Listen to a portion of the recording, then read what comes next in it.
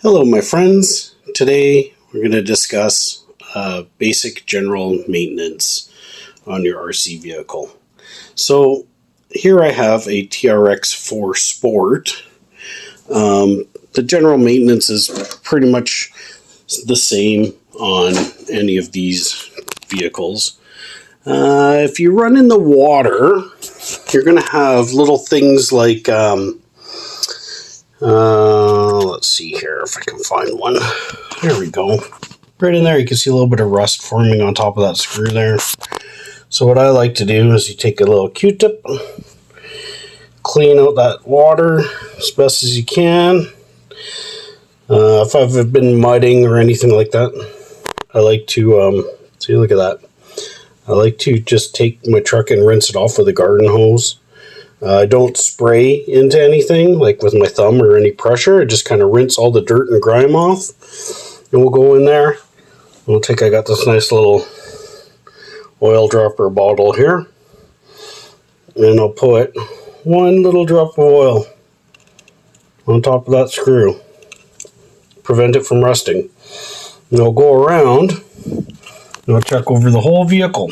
And I'll look for other ones. Here's a tiny bit of rust in that one. There's a little tiny drop of oil. There's some forming around the edge of this. A little tiny drop of oil. And I'll check everything. There's one down there. Hard to see here. And get the moisture out of there. You can see some rust in there. And put a drop of oil down there. Actually, this one, I shouldn't really worry about this one too much because I'm going to take this apart. And I'm going to pull these 3 screws out, actually. And oil the bushing on each side of the motor and then reinstall it. So you get the idea here. There's a little bit there. I'll dry this off, actually. Should have dried it off before I oiled it, but that's okay. I'll go in here and dry these off. And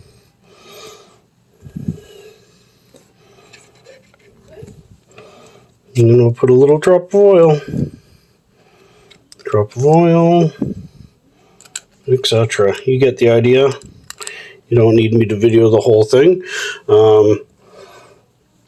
On the underside, you kind of want to do the same thing. These links, sometimes they start to rust after they've been scratched a little bit. I just take a drop of oil, maybe 1, 2 drops of oil, and I'll take my finger and I'll just give it a little wipe. There we go. Prevent it from rusting. All right, and I'll do that with all of them. 2 drops of oil, a little wipe. And it just keeps it looking nice. You know, the rusty screws, is it really going to harm anything? Probably not, but why not take care of your vehicle for how much effort it takes? As you know, with maintenance on a real vehicle, all these little things add up to help your vehicle to last. So I'm just going to stop the video here. We'll remove the wheels because I'm pretty sure I thought I had sealed them, but I know for a fact now that they're full of water. Which means I didn't seal them correctly. And I'll show you where the vent holes are and a couple of different methods on how to seal them, as well as I think maybe we'll do a time lapse of removing the motor here and lubricating it. All right, so here, it's hard, I don't know if you'll be able to see this. Inside the wheel rim here, there is a little vent hole. It's approximately where the Q-tip butt is here. I did put a little bit of shoe goo in there, but it looks like I may have missed the hole a little bit.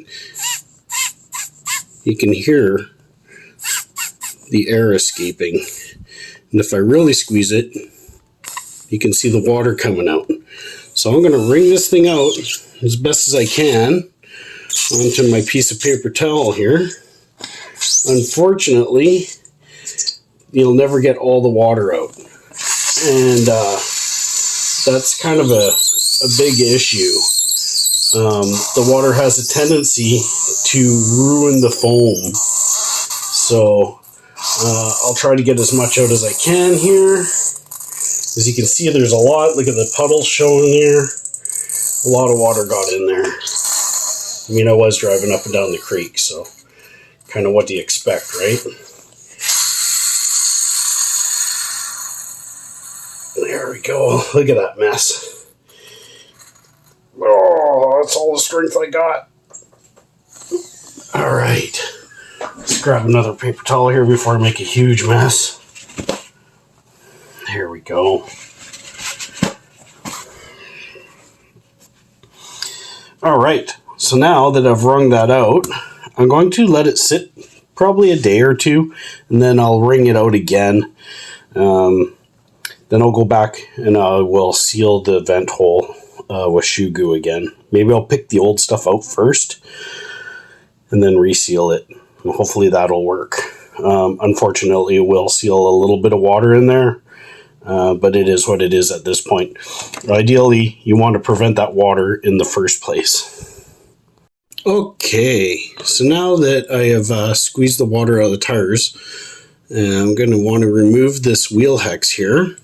We'll remove all four actually, and some screw in like this, some don't.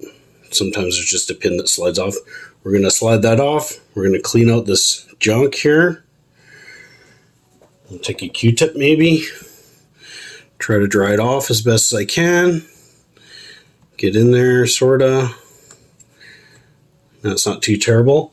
And we're going to lubricate that. We're going to lubricate this bearing in here. Okay. Probably just 2, maybe 3 drops of oil.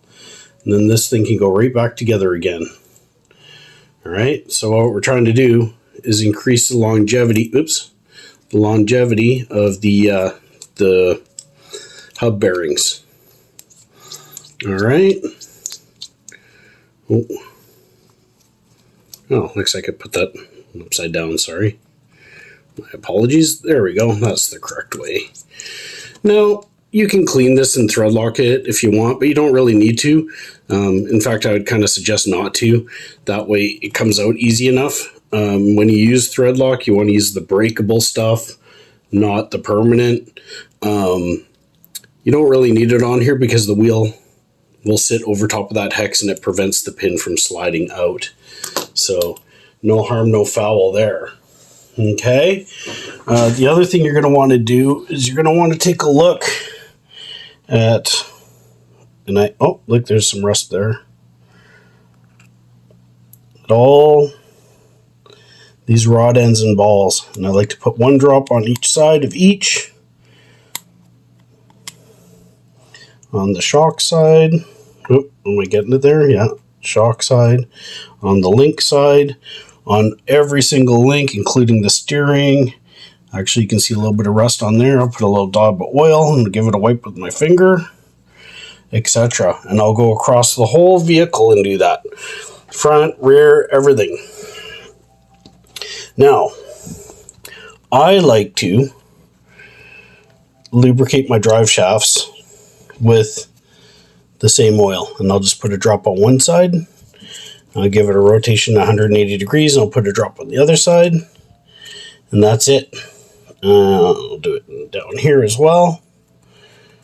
Okay. Some people recommend against using oil inside your drive shafts like this because it will attract and hold dirt and can cause premature wear.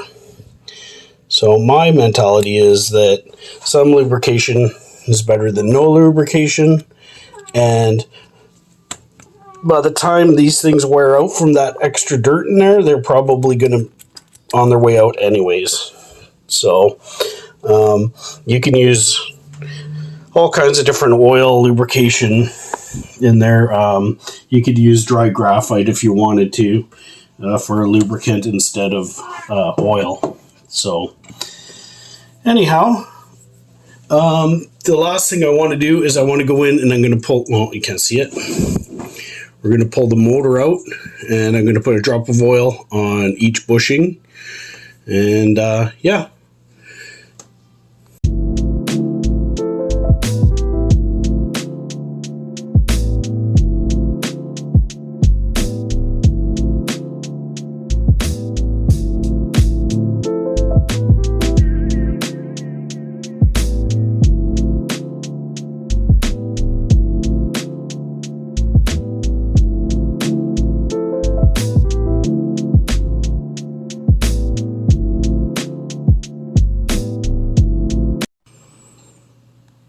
All right, so there we go. That's it. Oiled, cleaned and oiled and lubricated. And this will help a lot in the longevity of your vehicle, really, honestly, especially putting a couple of drops in the motor here. That helps a lot. Keeping it clean and lubricated, just like the real deal. So there we go. That's what I do after a trail run in the water. Now she's ready to go for next time. Hope that helps. Okay, my friends, after going back and reviewing the video, I discovered that I missed a couple of very important lubrication points. One is going to be in here where the kingpin rotates. You can also put a little drop right in there. And do it on this side as well. There we go. Right in there. Right there. So I just loosened the screw off a little bit just to get a drop of oil in there. On this side as well, I'll tighten those back up. Also, let's see here. I like to get into the knuckle housing here. Let's see if I can get this thing to stay up like that. Okay. So there is a bearing right in here to get a drop of oil in there. And inside the CV joint in here, the backside in there, and there's also a bearing there. I like to put a little bit of oil on that bearing. It's sealed, probably won't do much by putting oil on there, but also won't hurt it. So let's take a look on this on there. There you go. So that looks pretty moist in there. You can see I got, let's see here, in there. Got her oiled up pretty nice. And again, a lot of people don't like using oil in here. Dirt and mud and grime get stuck to it, and it wears it out quicker. Again, my mentality is by the time that wears out, it was probably need to be replaced anyway. So I don't have an issue with using a little bit of oil, but I also, after I run, I go and I clean this out with the Q-tip, and then I re-oil it. So it never really sits with a lot of grime in it for very long anyways. So that is all I need to add. Anyways, I'm going to button this thing up. We're going to take it out to the rock den tomorrow, and I'll take some video for next week's YouTube. Take care.